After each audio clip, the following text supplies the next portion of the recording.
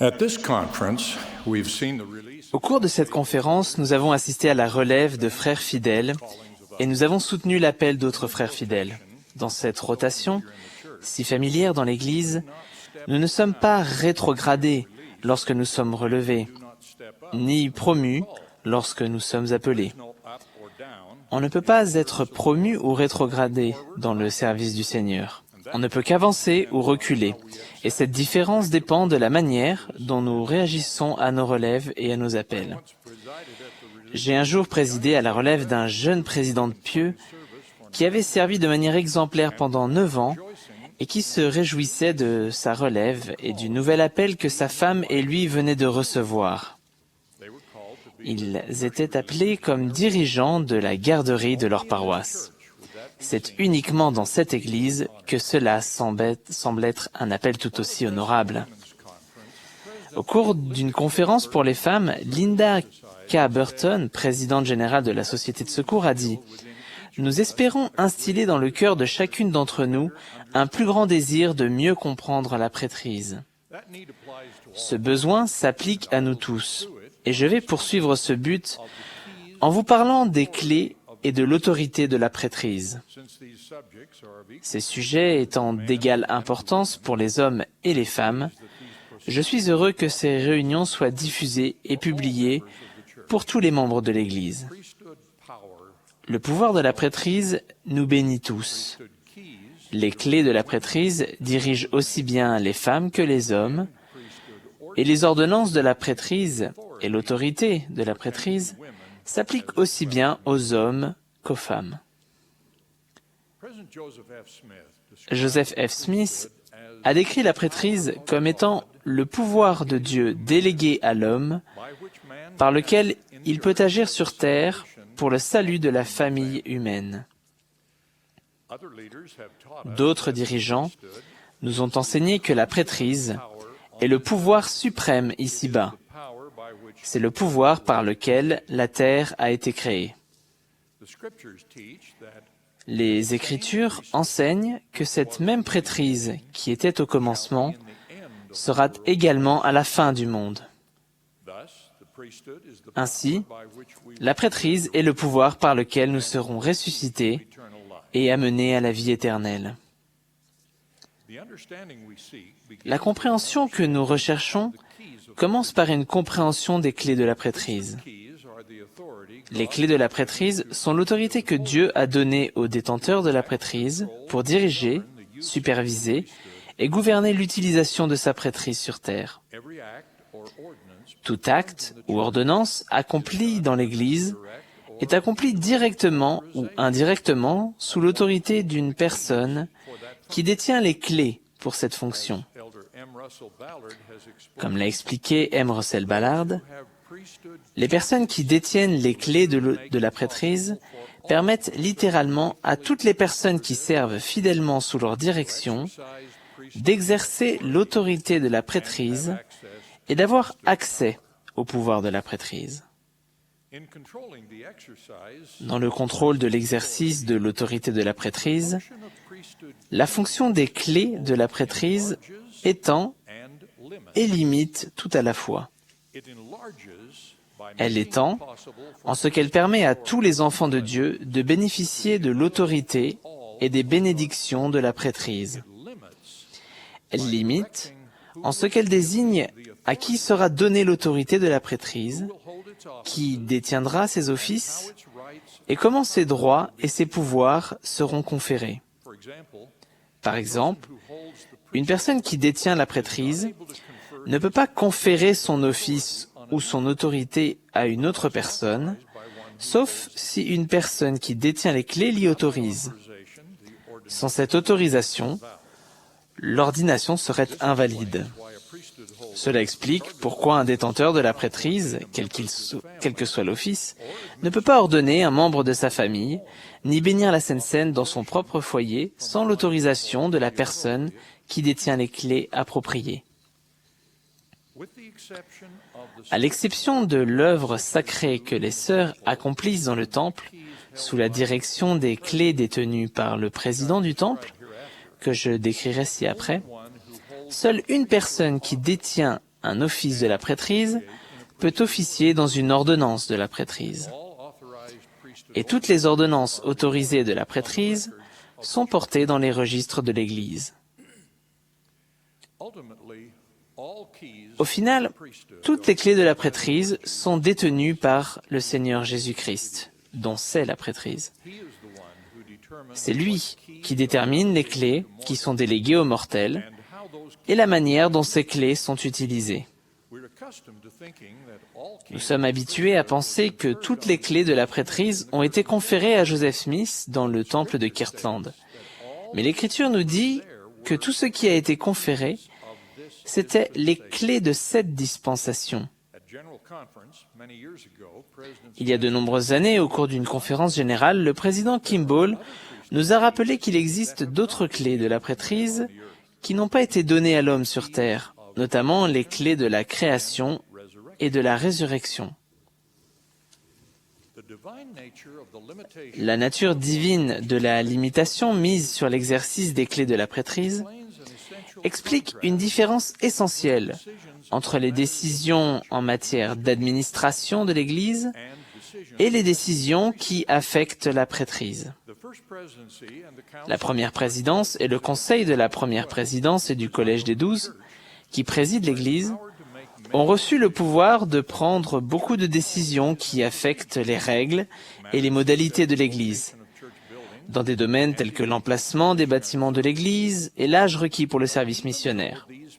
Mais bien que ces autorités présidentes détiennent et exercent toutes les clés de la prêtrise actuellement déléguées à l'homme dans cette dispensation, elles ne sont pas libres de modifier le processus décrété par Dieu qui veut que seuls les hommes détiennent les offices de la prêtrise.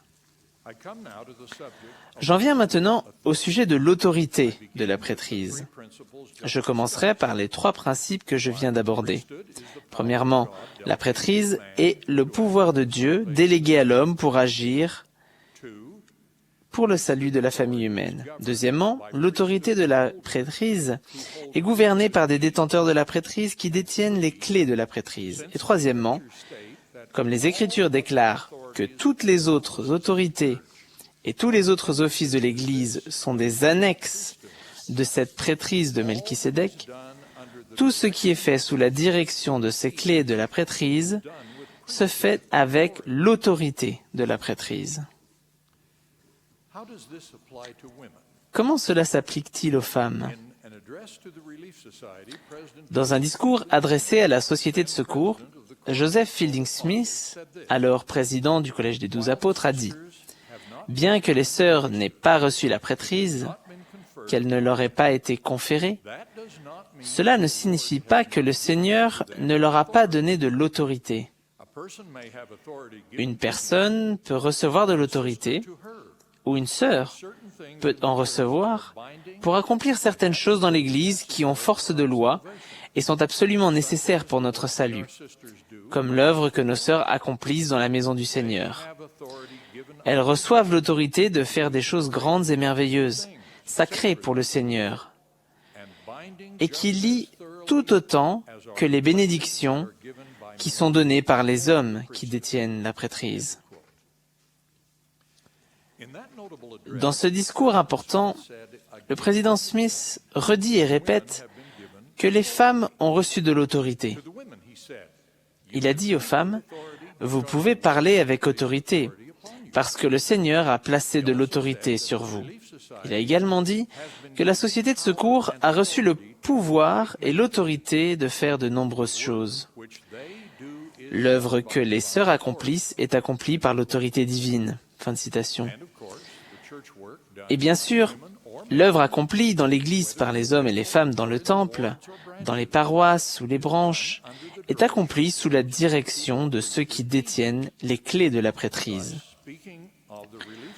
S'adressant à la Société de secours, le président Smith a expliqué « Le Seigneur a montré le chemin qu'elles doivent suivre et leur a donné cette organisation où elles ont l'autorité de servir sous la direction de l'évêque de la paroisse, veillant sur les intérêts à la fois spirituels et temporels de notre peuple. » Fin de citation. Ainsi, Il est clairement dit que pour les femmes de la société de secours, ce n'est pas simplement une classe, mais une organisation à laquelle elles appartiennent, une annexe de la prêtrise voulue par Dieu. Nous n'avons pas l'habitude de dire des femmes qu'elles ont l'autorité de la prêtrise dans leurs appels dans l'Église. Mais quelle autre autorité est-ce que cela peut être? Quand une femme, jeune ou âgée, est mise à part comme missionnaire à plein temps, elle reçoit de l'autorité de la prêtrise pour accomplir une fonction de la prêtrise. Il en va de même quand une femme est mise à part comme officier ou instructrice dans une organisation de l'Église sous la direction d'une personne qui détient les clés de la prêtrise. Quiconque agit dans un office ou un appel reçu d'une personne qui détient les clés de la prêtrise exerce l'autorité de la prêtrise dans l'accomplissement de ses devoirs. Quiconque exerce l'autorité de la prêtrise doit oublier ses droits et se concentrer sur ses responsabilités. C'est un principe dont nous avons besoin dans la société en général.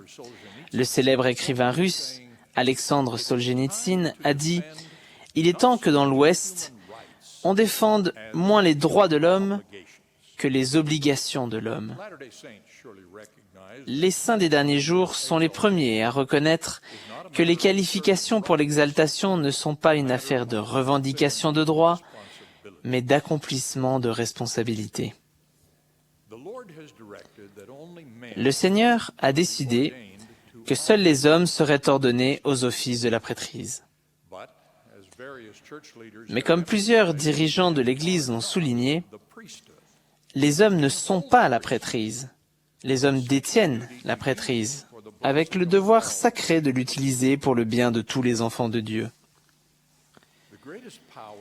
Le plus grand pouvoir que Dieu ait donné à ses fils ne peut être exercé sans le partenariat avec une de ses filles, car c'est uniquement à ses filles que Dieu a donné le pouvoir d'être créatrice de corps, afin que le dessein et le grand plan de Dieu parviennent à maturité.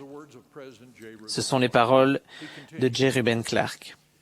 Il poursuit « Telle est la place de nos épouses et de nos mères dans le plan éternel. Elles ne détiennent pas la prêtrise, elles ne sont pas chargées de remplir les devoirs et les fonctions de la prêtrise, ni chargées de ses responsabilités. Elles construisent et organisent sous son pouvoir et prennent part à ses bénédictions, car elles possèdent le complément des pouvoirs de la prêtrise et une fonction tout aussi divine, d'une importance tout aussi éternelle dans son domaine que la prêtrise elle-même. » Fin de citation. C'était de la famille que frère Clark parlait dans ses paroles inspirées. Comme l'exprime la déclaration au monde sur la famille, le père préside dans la famille. La mère et lui ont des responsabilités distinctes, mais ont l'obligation de s'aider en qualité de partenaires égaux. Des années avant la déclaration sur la famille, Spencer W. Kimball a donné cette explication inspirée. Quand nous disons que le mariage est un partenariat, parlons-en comme d'un partenariat à part entière. Nous ne voulons pas que nos femmes dans l'Église soient des partenaires silencieuses ou limitées dans cette tâche éternelle. Veillez à être des partenaires actifs et à part entière. Fin de citation. Aux yeux de Dieu, que ce soit dans l'Église ou dans la famille, les hommes et les femmes sont égaux avec des responsabilités différentes. Je conclus par quelques vérités sur les bénédictions de la prêtrise. Contrairement aux clés de la prêtrise et aux ordinations, les hommes et les femmes ont accès aux bénédictions de la prêtrise sous les mêmes conditions. Le don du Saint-Esprit et les bénédictions du Temple sont des exemples bien connus de cette vérité. L'été dernier, dans son excellent discours prononcé au cours de la semaine de l'éducation de l'université Brigham Young, M. Russell Ballard a donné les enseignements suivants. Dans la doctrine de l'Église, la femme est l'égale de l'homme tout en étant différente. Dieu ne considère pas un sexe comme meilleur ou plus important que l'autre. Quand les hommes et les femmes vont au temple, ils sont dotés du même pouvoir, qui est le pouvoir de la prêtrise. Tous les enfants de Dieu ont accès au pouvoir et aux bénédictions de la prêtrise. Je témoigne du pouvoir et des bénédictions de la prêtrise de Dieu, accessible à ses filles comme à ses fils. Je témoigne de l'autorité de la prêtrise, qui fonctionne grâce à tous les offices et à toutes les activités de l'Église de Jésus-Christ des saints des derniers jours. Je témoigne que la volonté divine est à la base du fonctionnement des clés de la prêtrise, détenues et exercées dans leur plénitude par notre prophète et président Thomas S. Monson. Enfin, et c'est le plus important, je témoigne de notre Seigneur et Sauveur Jésus-Christ, dont c'est la prêtrise et dont nous sommes les serviteurs. Au nom de Jésus-Christ, Amen.